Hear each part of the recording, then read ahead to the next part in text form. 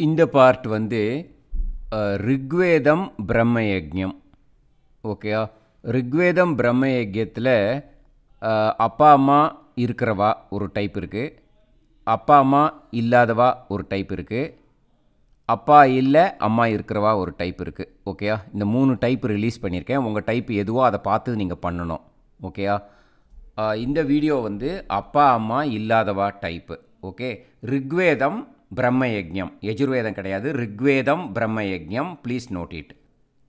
விபூதி நல்லா குழச்சி வச்சுட்டு கிழக்கு பார்த்து உக்காந்துட்டு பஞ்சபாத்திர உதிர்னி வாட்டர் இது வேணும் எடுத்து வச்சுட்டு உட்காந்துட்டேன்னா இந்த பார்ட்டு முடிச்சுடலாம். ஓகேயா?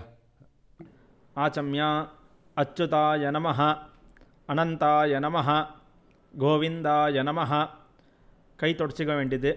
அதுக்கப்புறம் கேசவா, நாராயணா, மாதவா, கோவிந்தா, விஷ்ணு, மதுசூதனா, திரிவிக்ரமா, வாமனா, ஸ்ரீதரா, ரிஷிகேஷா, பத்மநாப, தாமோதரா. அதுக்கப்புறம் 5 தடவை கொட்டிக்க வேண்டியது. சுக்லாம் பரதரம் விஷ்ணும் சசிவர்ணம் சதுர்புஜம் பிரசன்ன வதனம் தியாயேத் சர்வவிக்ன உபசாந்தயே. அதுக்கப்புறம் மூக தொட்டுண்டு பிராணாயாமம் பண்ண வேண்டியது. ஓம் பூஹ, ஓம் புவஹ, ஓம் சுவஹ, ஓம் மஹஹ, ஓம் ஜனஹ, ஓம் சத்யம், ஓம் தத்சவிதுர்வரேண்யம் भर्गो देवस्य धीमहि धियो यो न प्रचोदयात्.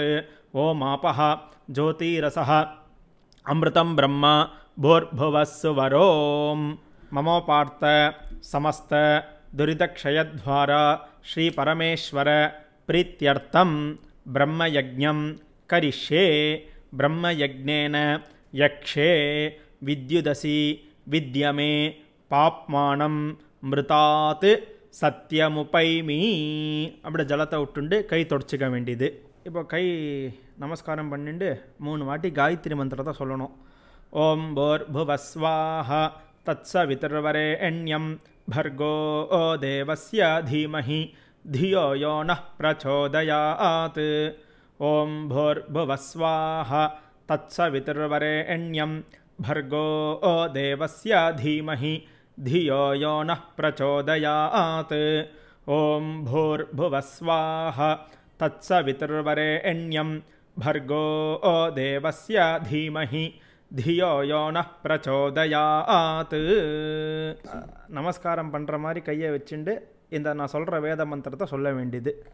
ஓம் அக்னிமீலே புரோஹிதம் யக்ஞஸ்ய தேவம் ரித்விஜம் होतारं रत्नधातामं अग्निः पूर्वेभिः ऋषिभिः ईड्याः नूतनैः उता सदेवाङ्ग येह वक्षति अग्निना रयिमश्नवत् पोषामेवं दिवे दिवे यशसं वीरवत्तमम् अग्नेयं यज्ञमध्वरं विश्वतः परिभूरसि सयिद्देवेषु गच्छति. अग्निर्होता कविक्रातुः सत्यश्चित्रश्रवस्तमः देवो देवेभिरागामत्.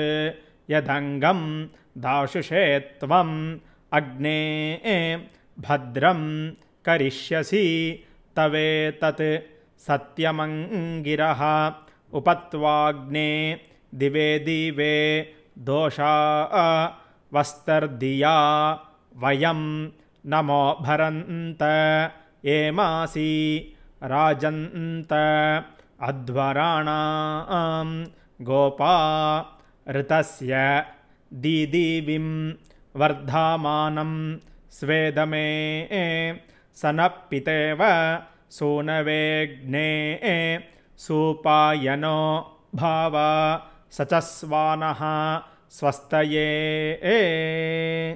अग्निर्वै देवानामवमः विष्णुः परमः अथ महाव्रतं एष पन्था एतत्कर्म अथातः संहिताया उपनिषत् विदा मघवन् विदा महावृतस्य पञ्चविंशति सामिधेन्यः इषेत्वा ऊर्जेत्वा वायवस्थ उपायवस्थ देवो वः सविता प्रार्पयतु श्रेष्ठतमाय कर्मणे अग्न आयाहि वीतये गृणानो अव्यदातये निहोता सत्सि बर्हिषि षण्णो देवी अभिष्टये आपो भवन्तु पीतये शम्यो अभिश्रवन्तु नः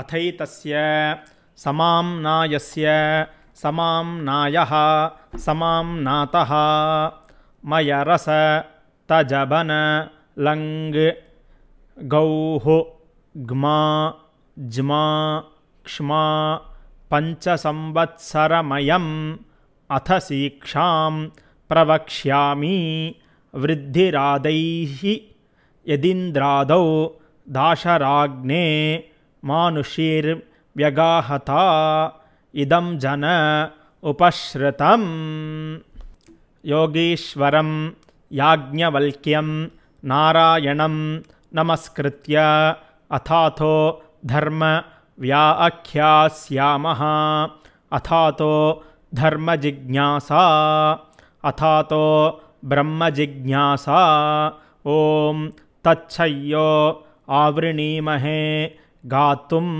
यज्ञाय गातुं यज्ञपतये दैवी स्वस्तिरस्तु नः स्वस्तिर्मानुषेभ्यः ऊर्ध्वं जिगातु भेषजं षण्णो अस्तु द्विपदे शं चतुष्पदे ॐ नमो ब्रह्मणे नमो अस्तु अग्नये नमः पृथिव्यै नम ओषधीभ्यः नमो वाचे नमो वाचस्पतये नमो विष्णवे महते करोमि ॐ नमो ब्रह्मणे नमो अस्तु अग्नये नमः पृथिव्यै नम ओषधीभ्यः नमो वाचे नमो वाचस्पतये नमो विष्णवे महते करोमि ॐ नमो ब्रह्मणे नमो अस्तु अग्नये नमः पृथिव्यै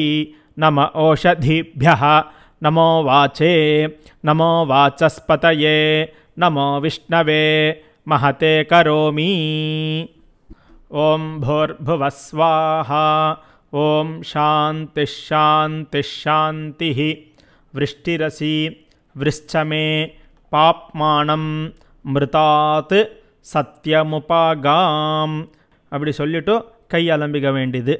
தேவரிஷி பிதிரு தர்ப்பணம் கரிஷ்யே. இப்போது தர்ப்பணம் ஆரம்பிக்க போகிறது. ஃபஸ்ட்டு தேவாளுக்கு தர்ப்பணம். பூனல் வலம், வாட்டர் வந்து நுனி விரல் வழியாக வரணும். ஓகேயா? பிரஜாபதிஸ்திருப்யதோ பிரம்மாத்ருப்யதோ வேதாஸ்திருப்யந்தோ தேவாஸ்திருப்யந்தோ ரிஷயஸ்திருப்யந்தோ சர்வாணி சந்தாம்சி திருப்யந்தோ ஓம்காரஸ்திருப்யதோ வஷட்காரஸ்திருப்யதோ வியாகிருதயஸ்திருப்யந்தோ சாவித்ரி திருப்யதோ யஜ்ஞாஸ்திருப்யந்தோ தியாவா பிருத்திவி திருப்யேதாம் அந்தரிக்ஷம் திருப்யதோ அஹோராத்ராணி திருப்யந்தோ சாங்கியாஸ்திருப்யந்தோ சித்தாஸ்திருப்யந்தோ சமுத்ராஸ்திருப்யந்தோ நத்யஸ்திருப்யந்தோ गिरयस्त्रुप्यन्तो क्षेत्रोषधि वनस्पति गन्धर्वाप्सरस स्त्रुप्यन्तो नागास्त्रुप्यन्तो वयांसि तृप्यन्तो घावस्त्रुप्यन्तो साध्यास्त्रुप्यन्तो विप्रास्त्रुप्यन्तो यक्षास्त्रुप्यन्तो रक्षांसि तृप्यन्तो भूतानि तृप्यन्तो एवमन्तानि तृप्यन्तो. அடுத்ததாக வந்து ரிஷிகளுக்கு தர்ப்பணம். இதுக்கு வந்து பூனலை மாலையாக போட்டுக்கணும். ஜலம் வந்து சுண்டு விரல் வழியாக விடணும். ஓகேயா? கையை மடக்கி சுண்டு விரல் வழியாக விடணும். இவாளுக்கு ரிஷிகளுக்கு பண்ணும்போது ஒவ்வொரு மந்திரத்துக்கும் 2 வாட்டி ஜலம் விடணும். ஓகே? शतर्चिनस्त्रुप्यन्तु तृप्यन्तु माध्यमास्त्रुप्यन्तु स्त्रुप्यन्तु गृत्समद तृप्यतु तृप्यतु विश्वामित्र तृप्यतु तृप्यतु वामदेव तृप्यतु तृप्यतु अत्रि तृप्यतु तृप्यतु भरद्वाज तृप्यतु तृप्यतु वसिष्ठ तृप्यतु तृप्यतु प्रगाथा तृप्यन्तु तृप्यन्तु पावमान्या तृप्यन्तु तृप्यन्तु क्षूद्रसूक्ता तृप्यन्तु तृप्यन्तु महासूक्ता तृप्यन्तु तृप्यन्तु. இப்போ பித்ருக்களுக்கு தர்ப்பணம் பண்ணணும். இந்த வீடியோ வந்து அப்பாவும் அம்மாவும் இல்லாதவாளுக்கு போடப்பட்டிருக்கு. ஓகே, அதனால் பூனலை இப்போ இடம் போட்டுக்கணும். அந்த ஜலம் வந்து கட்டவரல் வழியாக வரணும். ஒவ்வொரு மந்திரத்துக்கும் 3 வாட்டி ஜலம் விடணும். ஓகேயா? சுமந்து ஜெய்மனி வைஷம்பாயன பைலசூத்திர பாஷ்ய பாரத மகாபாரத धर्माचार्या स्तृप्यन्तु स्तृप्यन्तु स्तृप्यन्तु जानन्ति बाहवी गार्ग्य गौतम शाकल्य बाभ्रव्य माण्डव्य माण्डुकेया स्तृप्यन्तु स्तृप्यन्तु स्तृप्यन्तु गार्गी वाचक्नवी तृप्यतु तृप्यतु तृप्यतु वडवा प्रातिथेहि तृप्यतु तृप्यतु तृप्यतु सुलभा मैत्रेयी तृप्यतु तृप्यतु तृप्यतु कहोलं तर्पयामि तर्पयामि तर्पयामि कौशीतकं तर्पयामि तर्पयामि तर्पयामि महाकौशीतकं तर्पयामि तर्पयामि तर्पयामि पैङ्क्यं तर्पयामि तर्पयामि तर्पयामि महापैङ्क्यं तर्पयामि तर्पयामि तर्पयामि सुयज्ञं तर्पयामि तर्पयामि तर्पयामि सांख्यायनं तर्पयामि तर्पयामि तर्पयामि ऐतरेयं तर्पयामि तर्पयामि तर्पयामि महेतरेयं तर्पयामि तर्पयामि तर्पयामि शाकलं तर्पयामि तर्पयामि तर्पयामि बाष्कलं तर्पयामि तर्पयामि तर्पयामि सुजातवक्त्रं तर्पयामि तर्पयामि तर्पयामि औदवाहिं तर्पयामि तर्पयामि तर्पयामि महोदवाहिं तर्पयामि तर्पयामि तर्पयामि सौजामिं तर्पयामि तर्पयामि तर्पयामि शौनकं तर्पयामि तर्पयामि तर्पयामि आश्वलायनं तर्पयामि तर्पयामि तर्पयामि ये चान्ये आचार्याः ते सर्वे तृप्यन्तु तृप्यन्तु तृप्यन्तु. पितॄन् स्वधा नमस्तर्पयामि स्वधा नमस्तर्पयामि स्वधा नमस्तर्पयामि. पितामहान् स्वधा नमस्तर्पयामि स्वधा नमस्तर्पयामि स्वधा नमस्तर्पयामि. प्रपितामहान् स्वधा नमस्तर्पयामि स्वधा नमस्तर्पयामि स्वधा नमस्तर्पयामि. मातृः स्वधा नमस्तर्पयामि स्वधा नमस्तर्पयामि स्वधा नमस्तर्पयामि. पितामहीः स्वधा नमस्तर्पयामि स्वधा नमस्तर्पयामि स्वधा नमस्तर्पयामि. प्रपितामहीः स्वधा नमस्तर्पयामि स्वधा नमस्तर्पयामि स्वधा नमस्तर्पयामि. मातामहान् स्वधा नमस्तर्पयामि स्वधा नमस्तर्पयामि स्वधा नमस्तर्पयामि. मातुः पितामहान् स्वधा नमस्तर्पयामि स्वधा नमस्तर्पयामि स्वधा नमस्तर्पयामि. मातुः प्रपितामहान् स्वधा नमस्तर्पयामि स्वधा नमस्तर्पयामि स्वधा नमस्तर्पयामि. मातामहीः स्वधा नमस्तर्पयामि स्वधा नमस्तर्पयामि स्वधा नमस्तर्पयामि. मातुः पितामहीः स्वधा नमस्तर्पयामि स्वधा नमस्तर्पयामि स्वधा नमस्तर्पयामि. मातुः प्रपितामहीः स्वधा नमस्तर्पयामि स्वधा नमस्तर्पयामि स्वधा नमस्तर्पयामि. यत्र क्वचन संस्थानां क्षुतृष्णोपहतात्मनां भूतानां तृप्यते तोयम् இதமஸ்து யதா சுகம் திருப்யத திருப்யத திருப்யத.